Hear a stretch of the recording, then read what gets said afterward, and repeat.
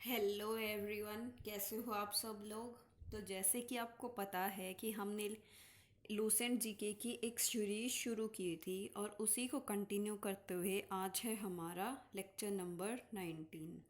और आज हम पढ़ेंगे मॉन्यूमेंट्स के बारे में। तो देखिए फ्रेंड्स, मॉन्यूमेंट्स क्या होते हैं। भवन, जैसे कि पुराने समय में क्या होता था, कोई भी राजा था तो वो अलग अलग चीज़ें बनवाता था, जैसे कि कोई टेम्पल बनवाता था या फिर रेड फोर्ट्स बनवाता था, या उनके घरों का भी तरीका किस तरीके से उस टाइम पे कौन सी आर्किटेक्चर था, कौन सा स्टाइल था, या जो आर्ट थी वो कैसी थी, और उस टाइम पे जो लोग थे वो किसकी पूजा करते थे, और जो टेम्पल्स की या जो फोर्ट्स की, मॉन्यूमेंट्स की जो वॉल्स होती हैं उनके ऊपर पेंटिंग्स कैसी थी, कार्विंग कैसी कैसी हुई थी, और स्कल्पचर्स कैसे थे। तो इन सब चीज़ों का हमें पता चलता है किससे, मॉन्यूमेंट्स से। और भी हमें बहुत सारी चीज़ों के बारे में पता चलता है। तो चलिए स्टडी करते हैं आज का लेक्चर। तो देखिए, सबसे पहले आता है मॉन्यूमेंट्स।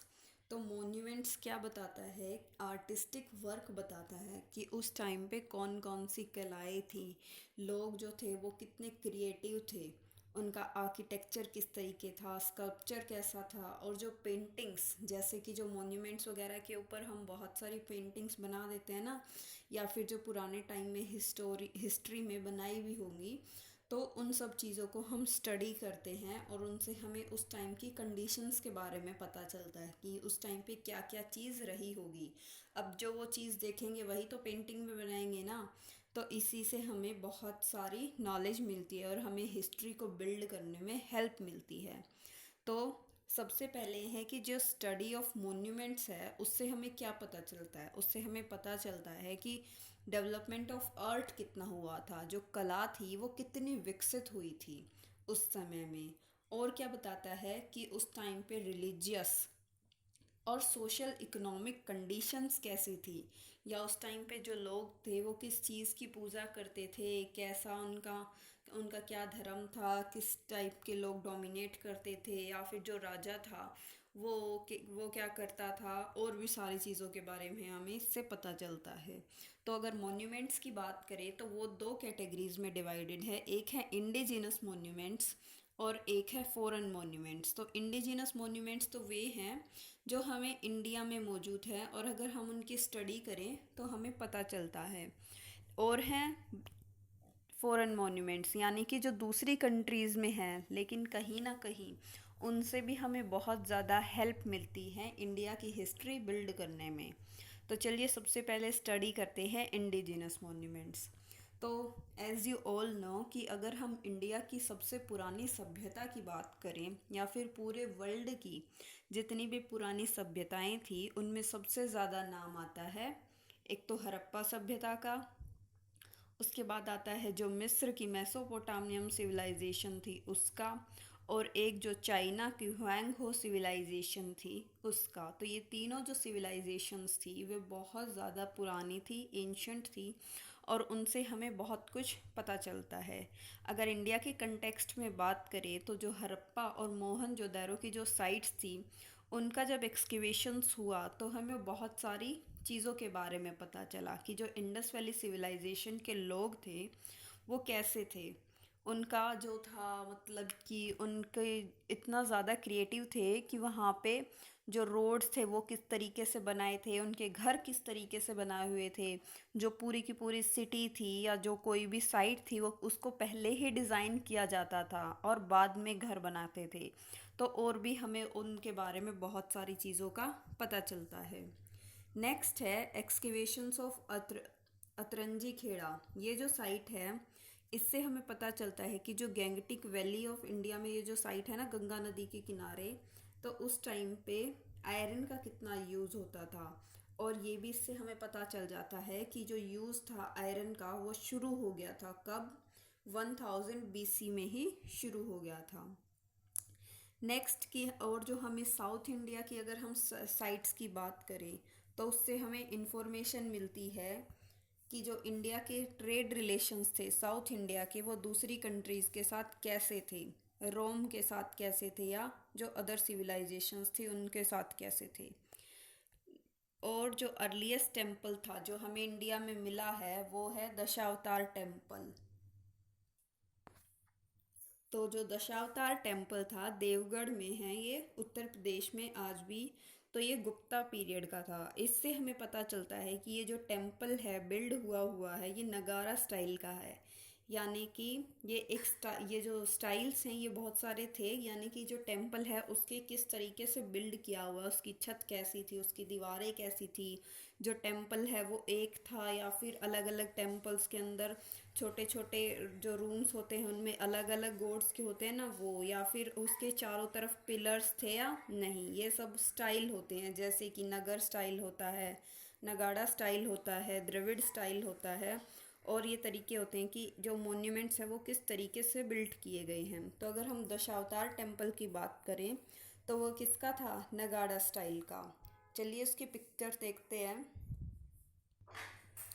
तो देखिए ये जो है टेम्पल की पिक जो आप देख रहे हैं ये दशावतार टेम्पल है, जो कि आज भी उत्तर प्रदेश के ललितगढ़ जगह पे है। और इस टेम्पल में हम देख सकते हैं कि नगाड़ा स्टाइल का है। वो बेसिकली क्या होती है कि जो टेम्पल है वो एक प्लेटफॉर्म पे बना हुआ होता है, और जिसकी जो छत है, देखिए वैसे तो ये डिस्ट्रॉय हो चुका है लेकिन इसका जो ऊपर का शिखर होता है वो भी कहीं ना कहीं थोड़ा बहुत होता है। नेक्स्ट अगर हम बात करें नगर स्टाइल के टेम्पल का तो वो सबसे उसका बेस्ट एग्जाम्पल है लिंगराज टेम्पल, जो कि भुवनेश्वर में है, उड़ीसा में। और इसको बनवाया था 11th सेंचुरी एडी में। किसने बनवाया था, केसरी किंग ने बनवाया था। तो इसकी भी पिक्चर देखते हैं कि इससे हमें कैसे पता चलता है कि ये one of the best example है नगारा स्टाइल का। तो देखिए ये जो आप पिक देख रहे हैं ये है लिंगराज टेम्पल की, जो कि भुवनेश्वर उड़ीसा में है। तो देखिए आप देख सकते हैं किस तरीके से जो इसका शिखर है, यानी कि टेम्पल के ऊपर जो छत होती है वो कितनी अच्छी तरीके से बनाई हुई है। और एक ना एक तरीके से मतलब सीढ़ी जैसी है सी है। और जो टेम्पल है वो किस पे बनाया गया है, एक ऊपर जो प्लेटफॉर्म है मतलब ज़मीन से थोड़ा ऊंचा बनाया गया है। तो ये एग्जाम्पल होते हैं नगर स्टाइल या नगारा स्टाइल के टेम्पल के, जो कि उस टाइम पे बहुत ज़्यादा फेमस थी। उसके बाद अगर हम बात करें तो आती है द्रविड़ स्टाइल। देखिए Dravida style of temple architecture कौन सी थी, ये थी इसमें जो टेम्पल्स है ना वो डिफरेंट तरीके से बनाए जाते थे। किससे, जो नगारा स्टाइल थे उससे। और इसका अगर बेस्ट एग्जांपल की हम बात करें तो वो है राजा राजेश्वर टेम्पल, जो कि तंजौर में है। और इसको बनवाया किसने था, चोला रूलर ने बनवाया था, राज राजा वन ने। तो इस टेम्पल में क्या डिफरेंस है बाकियों के कंपैरिजन में, तो चलिए देखते हैं पिक की हेल्प से। ये देखिए ये जो टेम्पल है ये है राजा राजेश्वर टेम्पल, जिसको बृहदेश्वर टेम्पल भी बोलते हैं, और ये तंजौर नामक जगह पे है। तो देखिए इसमें क्या डिफरेंस है और इसको द्रविड़ स्टाइल कैसे बोलते हैं। ये जो टेम्पल है ना इसको अगर हम ऊपर से देखेंगे यानी इसका एरियल व्यू देखेंगे हम, तो हमें पता चलेगा कि जो भगवान की मूर्ति है वो कहाँ पे प्लेस है। ये जो टेम्पल तो पूरा है जितना भी हमें दिख रहा है, लेकिन आगे खाली जगह होती है जिस किसके लिए, जो भी टेम्पल में एंटर करता है वेटिंग वगैरह के लिए उसके लिए। और एक होता है गर्भगृह है, वो होता है अंदर होता है जहाँ पे भगवान की मूर्ति प्लेस होती है ना, उसको बोलते हैं गर्भगृह है। और उसके बाहर वो जो है वो एक दीवार से अलग होता है, यानी कि जो गर्भगृह होता है और जो बाहर का मंडप सा होता है वो उसके बीच में एक गेट होता है और दीवार होती है। तो इसी तरीके से ये जो द्रविड़ स्टाइल ऑफ आर्किटेक्चर है ये बाकियों से डिफरेंट है। देखिए आप देख सकते हैं कि आगे कितनी खाली जगह है, ये जो छोटी वॉल है। तो ये है Dravida style of architecture. Next अगर हम बात करें तो वो है, अगर हम इंडिया में हमें सबसे पहले कौन सा स्टैचू मिला था, यानी कि हमें स्टैचूज से भी तो बहुत सारी चीज़ों के बारे में पता चलता है ना। तो हमें जो इंडिया में सबसे पहले स्टैचू मिला था तो वो मिला था हमें किसका, जो इंडस वैली सिविलाइजेशन में जिसकी खुदाई हुई थी ना, तो वो हमें हड़प्पा सभ्यता की जो हड़प्पा साइट थी ना उधर से मिला था हमें ब्रोंज स्टैचू। किसका, जो एक डांसिंग वुमेन थी ना उसका। और एक मिला था हमें, एक कोई पृष्ठ था जिसके ऊपर एम्ब्रॉयडरी भी की हुई थी। हमने अपने प्रीवियस लेक्चर में उनकी पिक्चर्स आपको दिखाई हुई है, आप जाके देख सकते हैं। और अगर हम पेंटिंग्स की बात करें तो इसके बारे में भी हम डिस्कस कर चुके हैं कि इंडिया की ओल्डेस्ट पेंटिंग्स जो हमें मिली थी भीमबेटका की गुफाओं से, जो कि मध्य प्रदेश में है, तो वो कौन सी थी? केव पेंटिंग्स थी, यानी कि गुफा की दीवारों पे पेंटिंग्स की गई थी अलग अलग कलर्स से, कि वहाँ पे छोटे छोटे इंसान बनाए हुए थे और हाथी घोड़े और भी जो एनिमल्स थे वो बनाए हुए थे। तो वो कौन सी पेंटिंग थी? भीमबेटका की गुफाओं की पेंटिंग, जो कि अलग अलग टाइम्स की हैं, यानी कि बहुत पुरानी भी है, मेसोलिथिक भी है, पैलियोलिथिक भी है और नियोलिथिक भी है। तो वो हमें बहुत सारी चीज़ों के बारे में बताती हैं। नेक्स्ट अगर हम बात करें तो नेक्स्ट आता है फॉरेन मॉन्यूमेंट्स। फॉरेन मॉन्यूमेंट्स कौन से हैं जो कि हमें बाहर दूसरे देशों में मिलते हैं और जो हमें इंडिया के बारे में कुछ ना कुछ बताते हैं। तो उसमें सबसे पहले, अब फॉरेन मॉन्यूमेंट्स हैं तो वो ज़्यादातर कहाँ पे मिलेंगे? जो इंडिया की जो पास पास की जो नेबरिंग कंट्रीज़ हैं उधर ही तो मिलेंगे ना। तो वो हमें मोस्टली कहाँ पे मिले हैं?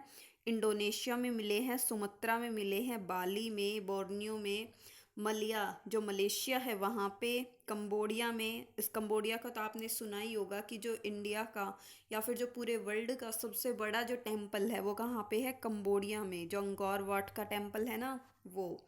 और कहाँ पे है? स्वर्ण भूमि, जिसको बर्मा के नाम से जानते हैं, वो भी।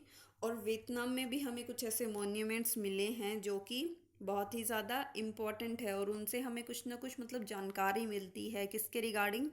इंडिया के रिगार्डिंग। तो सबसे पहले अगर हम बात करें तो वो है बुद्धिस्ट टेम्पल ऑफ बोरोबुदोर। और ये कहाँ पे है? ये जावा आइलैंड पे है, इंडोनेशिया में। तो ये किसने बनवाया था? ये बनवाया था शैलेंद्र डायनेस्टी के रूलर ने बनवाया था, जो कि कौन थे? जिनका एम्पायर कौन सा था? श्री विजय एम्पायर था। कहाँ पे? जावा सुमात्रा में। और ये जो है ना, ये बुद्धिस्ट लार्जेस्ट बुद्धिस्ट टेम्पल है ये पूरे वर्ल्ड में, यानी कि पूरे वर्ल्ड में सबसे बड़ा बुद्धिस्ट टेम्पल की अगर हम बात करें तो वो कौन सा है? Buddhist temple of Borobudur. और कहाँ पे है ये? इंडोनेशिया में। तो चलिए इसको एक पिक्चर की हेल्प से देखते हैं और आपको पता चल जाएगा, शायद आपने देखा भी हो इसको बुक्स में या फिर न्यूज़ वगैरह में। ये देखिए, ये जो टेम्पल है ये है बुद्धिस्ट टेम्पल इंडिया का, और यागर का ये है कि पूरे वर्ल्ड का सबसे लार्जेस्ट टेम्पल है ये। कौन सा? Buddhist temple of Borobudur. और ये कहाँ पे है? इंडोनेशिया में है। और इसके ऊपर ना ये जो छोटे छोटे आपको दिख रहे होंगे, इसकी एक और पिक है। अगर हम इसको जूम करके देखें या अलग से और नेट पे भी सर्च करके देख सकते हैं आप, इसके ऊपर ना बहुत सारी स्कल्पचर्स बने हुए हैं। देखिए इस तरीके से, देखिए आप देख सकते हैं कि कितनी मेहनत की गई होगी इस पूरे टेम्पल को बनाने में, और कितने अच्छी तरीके से जो उस टाइम पे जो आर्किटेक्चर होगा, कला होगी, वो कितनी विकसित होगी। यानी कि बिना किसी क्रेन के हेल्प से, बिना किसी टेक्नोलॉजी के हेल्प से जब इस तरीके के टेम्पल्स बनाए जाते हैं तो हमें उन्हें प्रिजर्व करने की बहुत ज़्यादा ज़रूरत होती है। तो ये है वर्ल्ड का सबसे बड़ा बुद्धिस्ट टेम्पल, और ये कहाँ पे है? इंडोनेशिया में। नेक्स्ट अगर हम बात करें कि लार्जेस्ट हिंदू टेम्पल कौन सा है, तो वो है वैष्णवा टेम्पल। पूरे वर्ल्ड का लार्जेस्ट हिंदू टेम्पल कहाँ पे है? वो है कंबोडिया में। और वो कौन सा है? वैष्णवा टेम्पल है, जिसको बोलते हैं कहाँ का? अंगोर वाट का। और इसको किसने बनवाया था? इसको बनवाया था सूर्य वर्मा ने। और ये जो थे, ये थे कौंडिन्य डायनेस्टी के थे, जो कि कंबोज की थी, और इसको 12th सेंचुरी एडी में बनवाया गया था। तो चलिए इसको एक पिक्चर की हेल्प से देखते होंगे। इसके बारे में तो आपने बहुत ज़्यादा सुना हुआ होगा कि मतलब ये इतना बड़ा है, इतना सुंदर है, और भी जो इसमें जो आर्किटेक्चर है, स्टाइल है, जो आर्ट है, वो बहुत ही ज़्यादा शानदार है।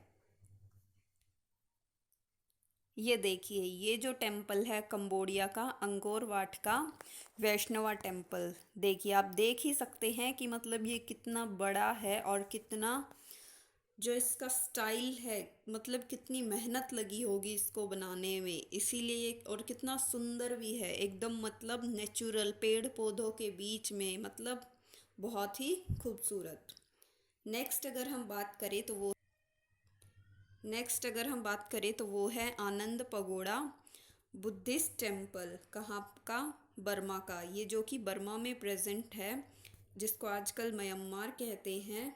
और इसको किसने बनवाया था? इसको बनवाया था क्यान जिथा ने, जो कि पगान रूलर का ही सक्सेसर था। और कब बनवाया था इसको? 11th-12th सेंचुरी एडी में बनवाया था। और ये एक बुद्धिस्ट टेम्पल है। तो जाहिर सी बात है, बुद्धिस्ट टेम्पल है तो बुद्ध धर्म जो है, बौद्ध धर्म जो है वो इंडिया में भी कितना ज़्यादा है, मतलब उसके जो फॉलोअर्स हैं। तो इसलिए इसके हमें बहुत सारी नॉलेज भी मिलती है और बहुत सारा हमें जानने को भी मिलता है। तो चलिए इसकी पिक्चर देखते हैं। ये देखिए, ये है म्यांमार का बुद्धिस्ट टेम्पल आनंद पगोड़ा। आज के लिए बस इतना ही। आशा है आपको हमारा लेक्चर पसंद आया होगा। और अगर आपको अच्छा लगा हो तो हमारे चैनल को लाइक करें, शेयर करें और सब्सक्राइब करें। आज के लिए इतना ही। Thank you and have a nice day.